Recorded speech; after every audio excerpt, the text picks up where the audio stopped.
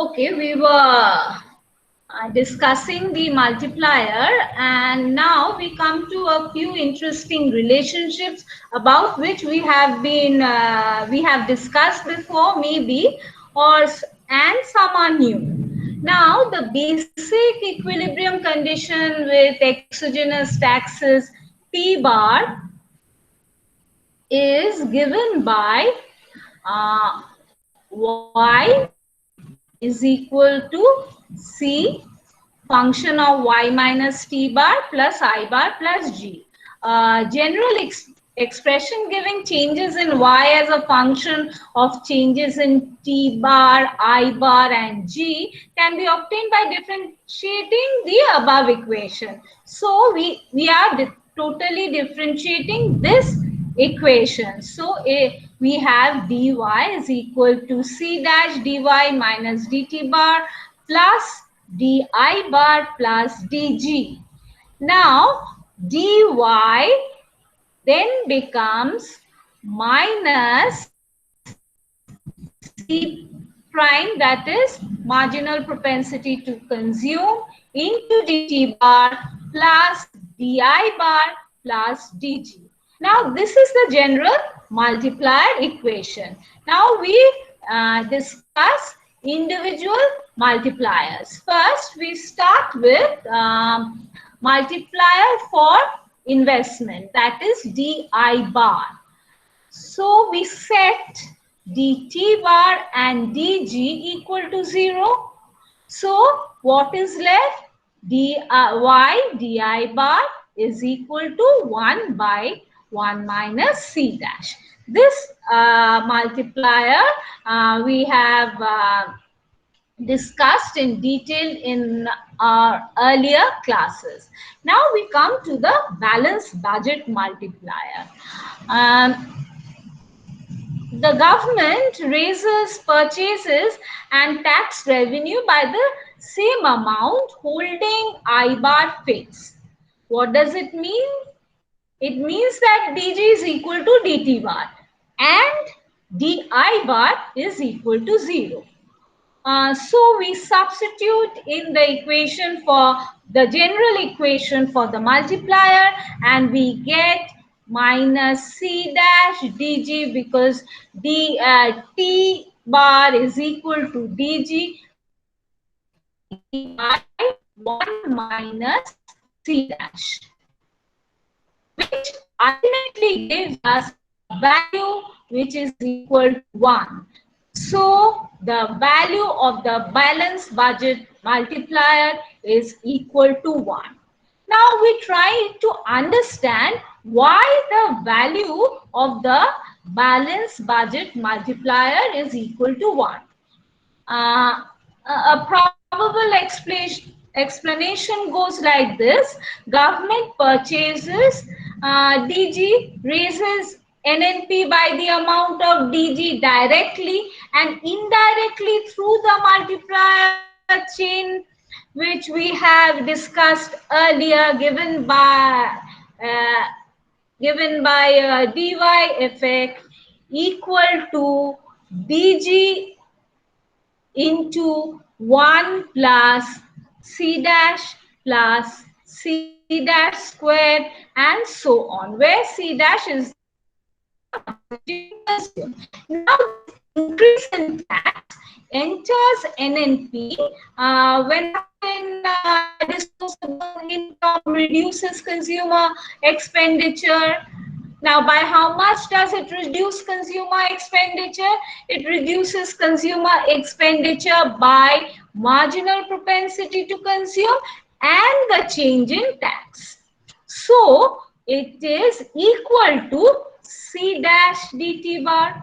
The dy effect of the tax increase is given by dy minus what is tax doing? It is reducing disposable income. So we have to put a minus in front. So it's dt bar into c prime plus c prime squared and so on.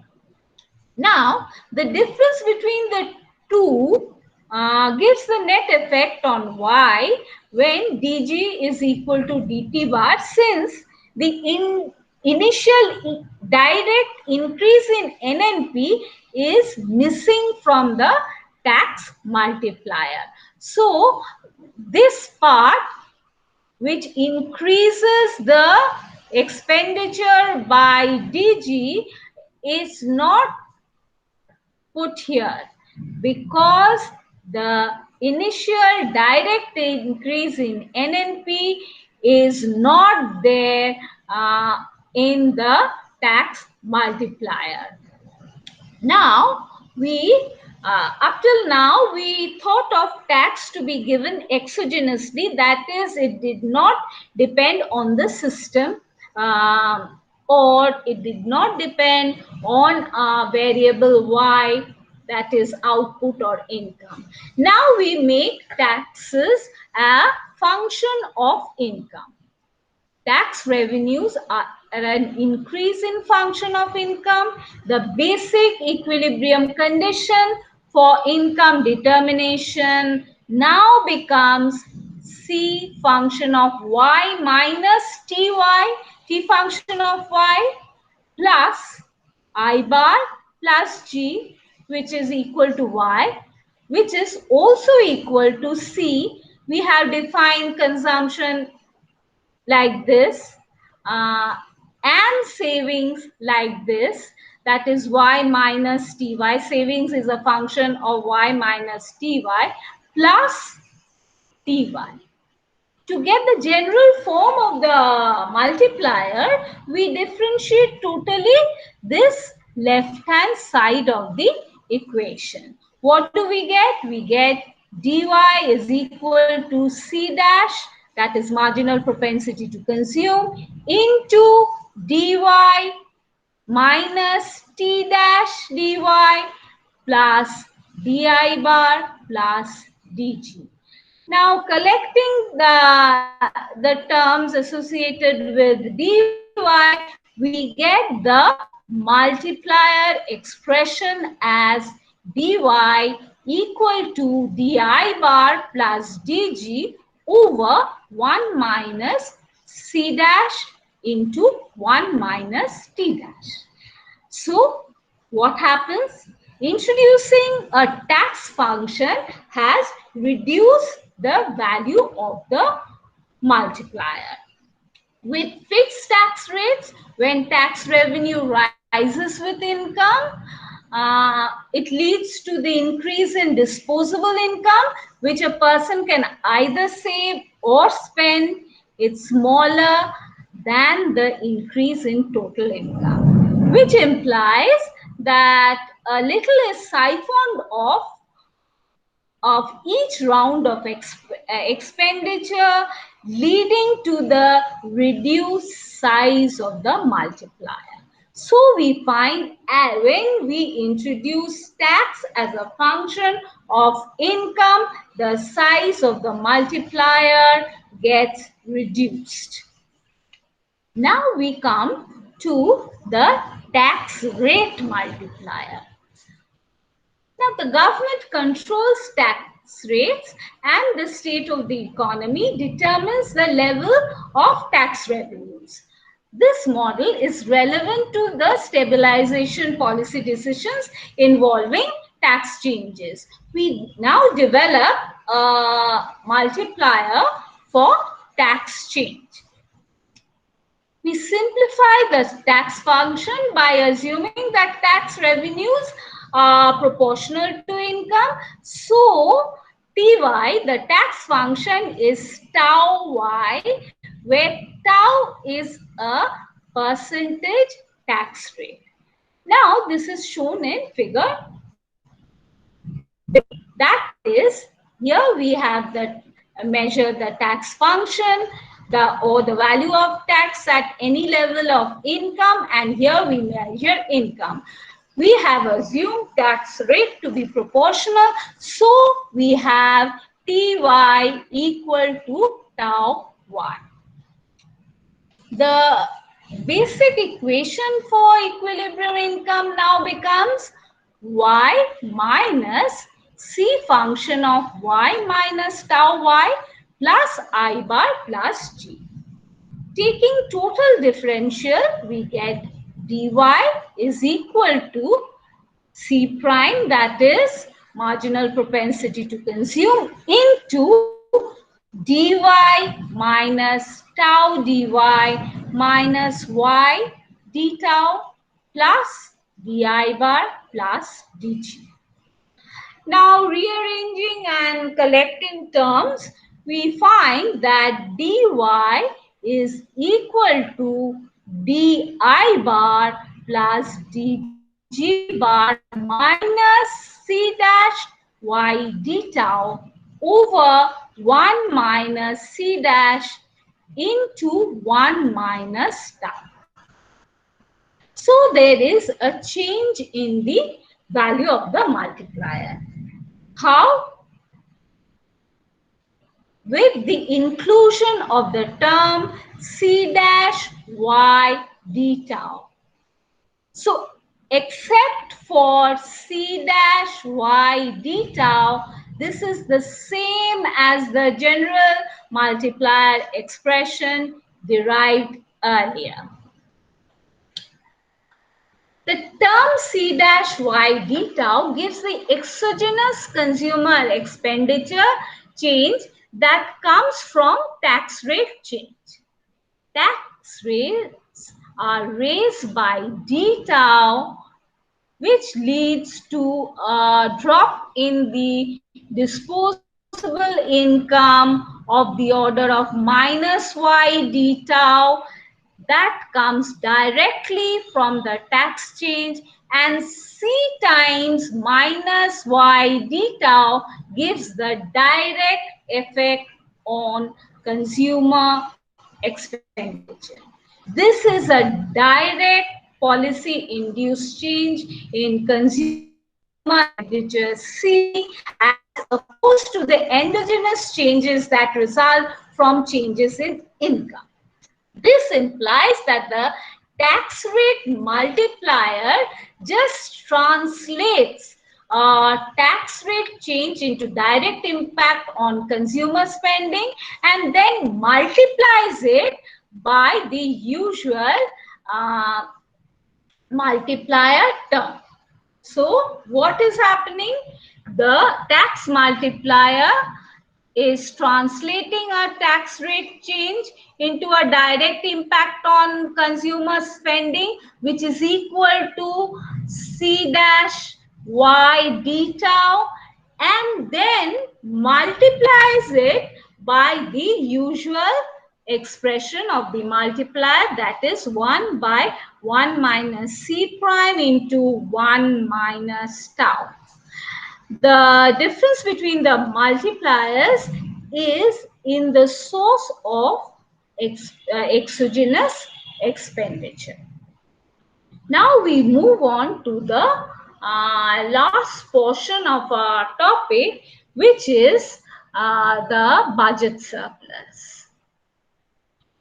As you can understand, the budget surplus is the excess of government's revenues, that is taxes, over its total expenditures consisting of purchases of goods and services and transfer payments. So, budget surplus is equal to taxes minus government expenditure minus transfer payments.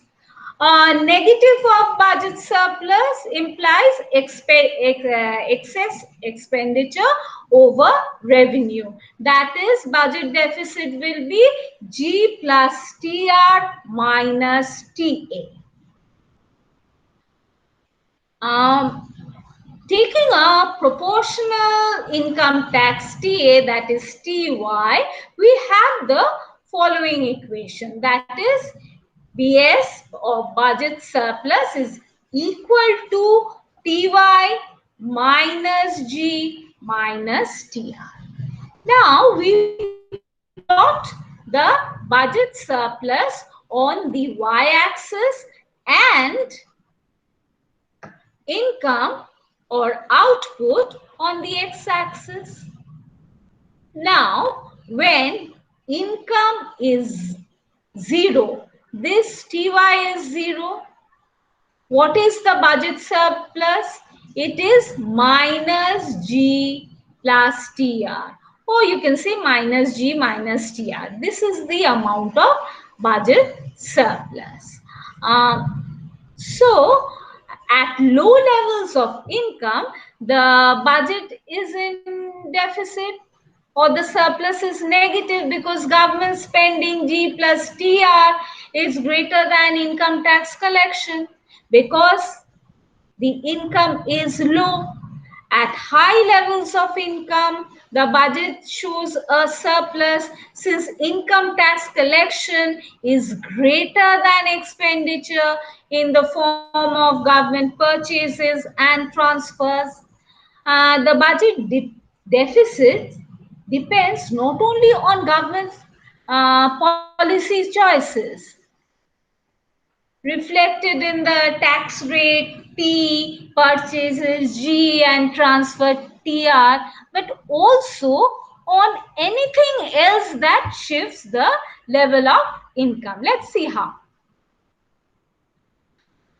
An increase in investment demand leads to increase in level of output, which in turn leads to a fall in budget deficit or increase in the surplus because tax revenues have risen. But the government has done nothing that changed the deficit.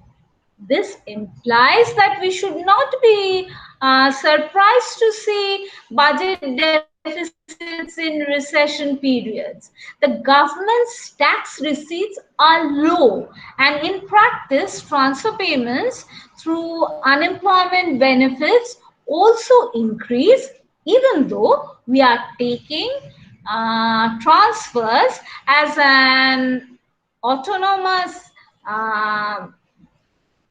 entity in our model. Now we look at the effects of fiscal policy changes on the budget. At first sight, an increase in government purchases will lead to reduced budget surplus or an increased budget deficit, as can be seen from this equation, because if these rise, then the surplus diminish, or when this taxes rise, then there is an increase in budget surplus. On further thought, the increase in government purchases may lead to increased multiplied income, which in turn leads to increased income tax collection and raises the interesting possibility that tax collection might increase by more than government purchases.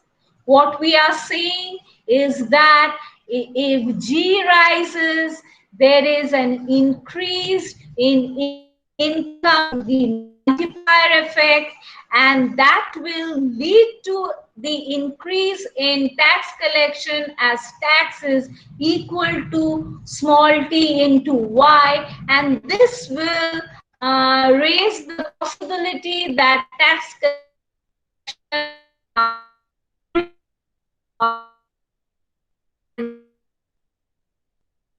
G, and we are talking in terms of a possibility where increase in TA is greater than G.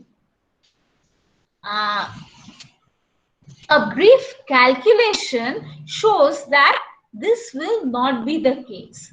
That is, an increase in government purchase will lead to a reduced budget surplus. Let's see how. Now we know that change in income is equal to the multiplier into change in government expenditure. A fraction of that increase in income is collected in the form of taxes, so that tax revenue increases by T alpha G into delta G bar. The change in budget surplus will be given by delta BS is equal to delta TA minus delta G bar. Now, what is delta TA? Delta TA is nothing but T into alpha G into delta G bar minus delta G bar. Now, bringing delta G bar out of the bracket, we get an expression, and rearranging, we get an expression like this. Now, all these are less than 1, and we have a minus sign outside. This implies that the change in budget surplus delta BS is unambiguously negative. What does it imply? We have therefore shown that an increase in government purchases will reduce the budget surplus, though by considerably less than the increase in purchases. In the same way, we can consider the effects of an increase in tax rate on the budget surplus.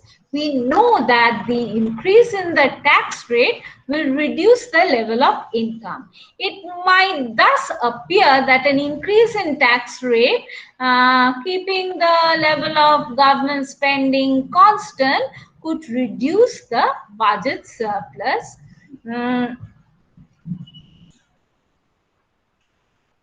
In fact, an increase in the tax rate increases the budget surplus despite the reduction in the income that it causes.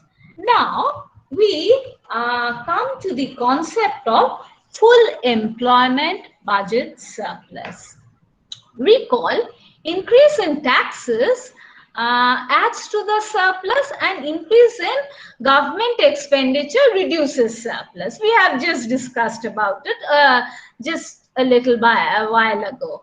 Increase in taxes have been shown to reduce the level of income. Increase in government purchases and transfers increase the level of income. It thus seems that the budget surplus is a convenient and simple measure of the overall effects of fiscal policy in the economy. For instance, when the budget is in deficit, we would say that fiscal policy is expansionary, tending to increase GDP. However, the budget surplus suffers from certain disadvantages.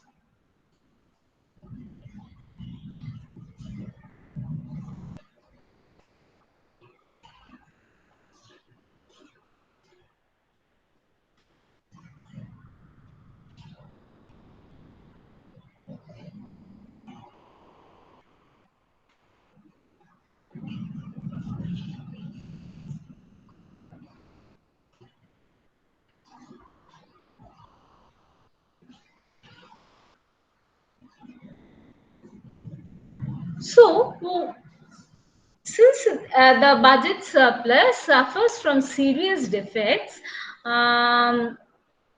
we have to look into the defects. The defect is that the surplus can change because of changes in autonomous private investment, as we have seen before. An increase in the budget deficit does not necessarily mean that the government has changed its policy in an attempt to increase the level of income. We require some policy measures that is independent of the particular position of the business cycle, that is whether it is in a boom or a recession. Such a measure is provided by the full employment budget surplus, which we can denote by BS star. Now, what is the full employment budget surplus? It is the surplus measure that that the the full employment budget surplus measures the budget surplus at the full employment level of income or at potential output.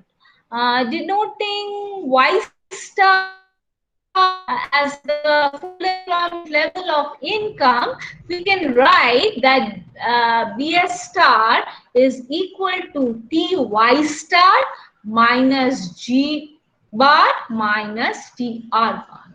There are other names used for denoting this full employment budget surplus as well, but we will stick to this name, that is full employment budget surplus. Now, to see the difference between the actual and the full employment budget, we subtract the actual budget surplus from the full employment budget surplus to get T into Y star minus 1. The only difference arises from income tax collection. Specifically, if output is below full employment, the full employment surplus exceeds the actual surplus. Conversely, if actual output exceeds full employment or potential output, the full employment surplus is less than the actual surplus. The difference between the actual and the full employment budget is the cyclical component of the budget. In regression, the cyclical components tends to show a deficit, and in a boom, there may be even a surplus. Now, two words of caution need to be mentioned here. First, there is no certainty as to the true full employment level of output. Various assumptions about the level of unemployment that corresponds to full employment are possible. The usual assumptions now are that full employment means an unemployment rate of about 5.5%, although there have been some estimates as high as 7%. Estimates of full employment deficit or surplus will differ depending on the assumptions made about the economy at the full employment. The second word of caution is that the high employment surplus, it's not a perfect measure of the thrust of fiscal policy. There are several reasons for this. A change in spending with a matching increase in taxes, leaving deficit unchanged, will raise income. Or expectations about future fiscal policies can affect current income. In general, because fiscal policy involves the setting of a number of variables, the tax rates, transfers, and government purchases, it is difficult to describe the thrust of fiscal policy perfectly with a single number. But the high employment surplus is nevertheless a useful guide to the direction of fiscal policy. This brings us to the end of our discussion about income determination in the short run. And here the references we have used are the books by Dornbusch and Fisher and Branson. So this brings to the end of our topic regarding the